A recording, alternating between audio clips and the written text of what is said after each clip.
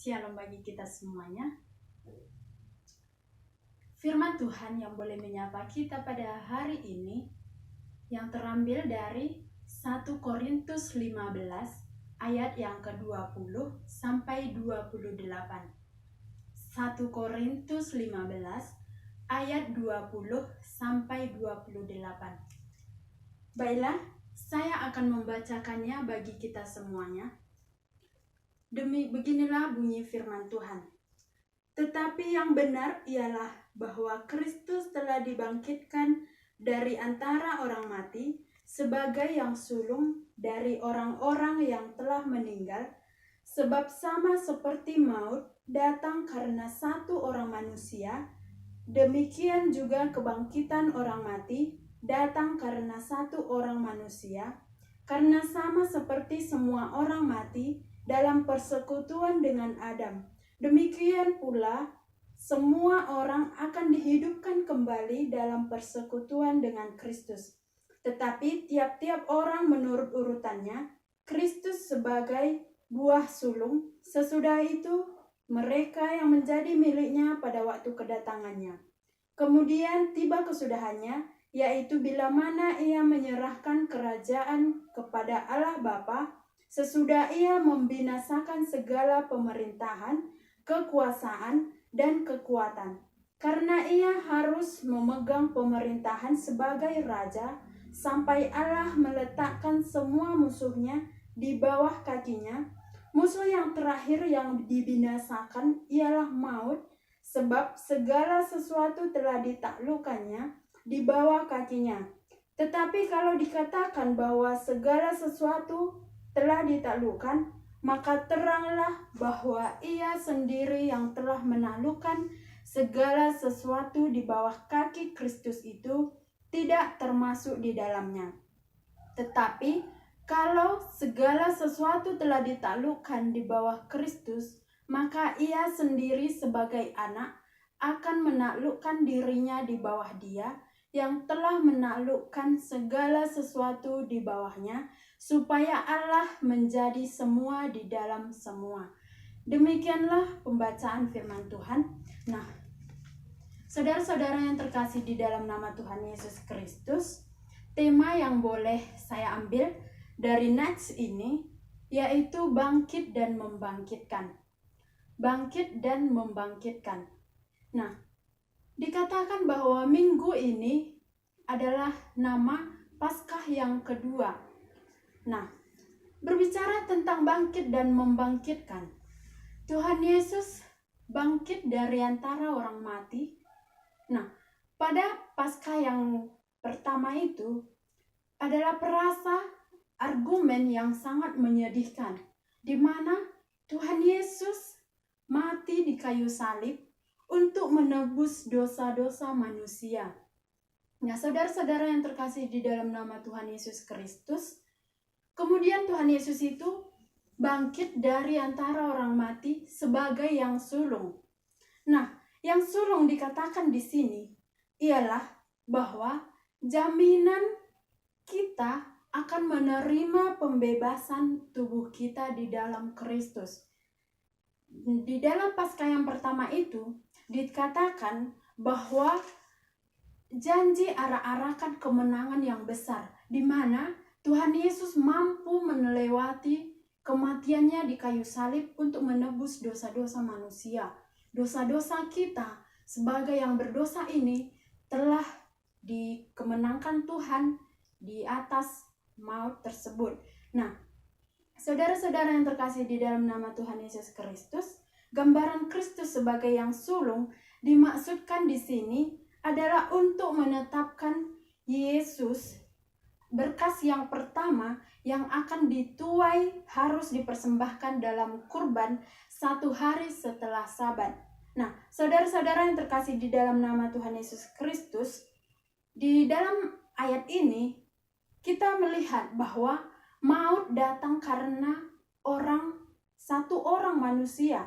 Seperti ketidaktaatan Adam pada waktu itu, di mana Adam tidak menaati perintah Tuhan. Dia melanggar perintah Tuhan, padahal Tuhan telah menaklukkan mereka namun mereka tidak menaati apa yang diperintahkan Tuhan. Demikian juga halnya dengan kebangkitan orang mati datang karena satu orang manusia. Nah, dosa dan maut masuk ke dalam sejarah manusia melalui seorang manusia, yaitu Adam, yang mewakili seluruh nasib umat manusia pada ketika itu. Nah, pada waktu kedatangannya, mereka menjadi milik, juga akan membangkitkan mereka dari kubur. Nah, kebangkitan Yesus Kristus adalah permulaan dari kesudahannya. Kebangkitan orang-orang percaya tidak akan menyaksikan kesempurnaan dari pemerintahan Allah. Kesudahannya itu tiba hanya dengan kekalahan terakhir dari segala kekuatan anti Allah. Nah, Allah telah dinobatkan di dalam kemuliaan sejak kebangkitan atau kenaikan Yesus Kristus. Allah membinasakan, memusnahkan lawannya di bawah kaki lawannya. Nah, maut maupun si iblis dan pemerintah-pemerintah, kuasa-kuasa, ataupun makhluk lainnya tidak akan memisahkan kita dari kuasa, dari kasih Allah, sebab Tuhan telah bangkit dari antara orang mati, dan tubuh kita yang sekarang ini, yang rendah sekarang, akan dibangkitkan, akan dimurnikan Tuhan, akan dimuliakan Tuhan. Itulah janji arah-arahkan kemenangan Tuhan kepada kita. Tuhan akan memperbaharui hidup kita menjadi baru, menjadi sempurna, menjadi mulia di mata Tuhan. Nah, dalam pengertian ini dikatakan bahwa musuh akan dimusnahkan. Nah, saudara-saudara yang terkasih di dalam nama Tuhan Yesus Kristus, pada saat itu jemaat di Korintus tidak percaya bahwa adanya kebangkitan orang mati. Nah, namun pada saat itu si Paulus sebagai penulis surat Korintus ini menerangkan, mengajarkan mereka bahwa Yesus Kristus bangkit dari antara orang mati. Si Paulus mengajarkan pemberitaan Injil, yaitu peristiwa Paskah, di mana Yesus mati dan dibangkitkan dari antara orang mati. Kebangkitan Kristus adalah bagian yang hakiki dari Injil. Tanpa kebenaran ini, tidak akan ada rasul-rasul, tidak akan ada pemberitaan, tidak akan ada pengharapan, dan tidak akan ada kebangkitan. Tuhan adalah janji kepunyaan kita sendiri. Ketika maut dihancurkan, tubuh kita juga dihancurkan. Yang sekarang rendah ini, Tuhan akan mengubahnya menjadi suatu kemuliaan di mata Tuhan. Bahkan seorang iman pun dapat memuji, memuliakan nama Tuhan atas kemenangan Allah yang telah melawan maut. Semuanya itu terjadi karena kebangkitan Yesus Kristus. Nah, jadi saudara-saudara yang terkasih di dalam nama Tuhan Yesus Kristus, kita boleh belajar dari bagaimana kita mengatasi semua problema yang kita hadapi. Sama seperti jemaat Korintus pada saat itu, kita menangani permasalahan ini dengan membangun dengan cara yang benar, tidak meninggalkan Kristus dan firman-Nya. Sama seperti ilustrasi yang boleh kita perdengarkan pada saat ini, yaitu adalah sebuah keluarga, di mana keluarga ini terdiri dari ayah, ibu, juga anak. Mereka memiliki anak 3 orang. Nah, di satu sisi, seorang ayah berulang tahun. Nah, seorang ibu ini memberikan kado kepada ayah.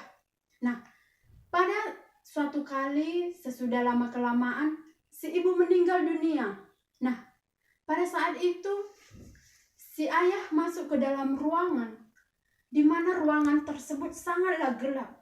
Sedikit pun tak ada cahaya.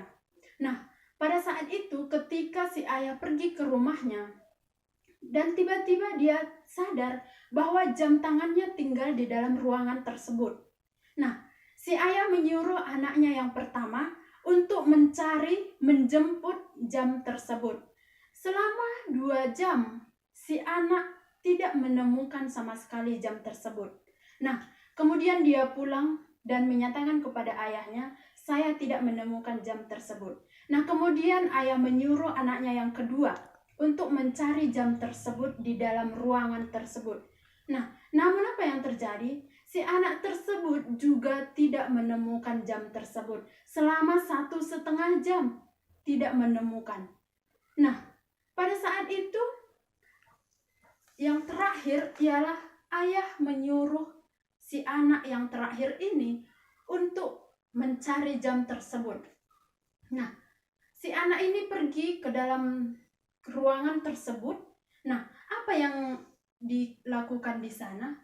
Si anak tersebut duduk dan merenungkan jam tersebut dan mendengarkan suara jam tersebut dengan bunyi tek tek tek. Itulah yang didengarnya. Nah, apa yang boleh kita ambil dari cerita itu, saudara-saudara yang terkasih di dalam nama Tuhan Yesus Kristus? Yang boleh kita ambil dari cerita tersebut ialah bahwa merenungkan, sama seperti anak tersebut, merenungkan suara jam tersebut, sama halnya dengan kita, merenungkan firman Tuhan di dalam kehidupan kita sehari-hari, supaya sungguh menjadi bait suci Allah yang kudus. Renungkanlah firman Tuhan di dalam kehidupan kita sehari-hari, dan jadilah pelaku firman yang baik untuk kemuliaan nama Tuhan. Dan di dalam kehidupan kita sehari-hari, lakukanlah itu di dalam nama Tuhan Yesus Kristus, supaya untuk menjadi kemuliaan namanya. Dan melalui kebangkitan Yesus Kristus ini, kita telah dibebaskan dari segala dosa-dosa kita. Untuk itu, bertobatlah supaya kita menjadi pelaku firman yang baik dan melakukannya di dalam kehidupan kita, saudara-saudara sekalian. Amin. Kita berdoa.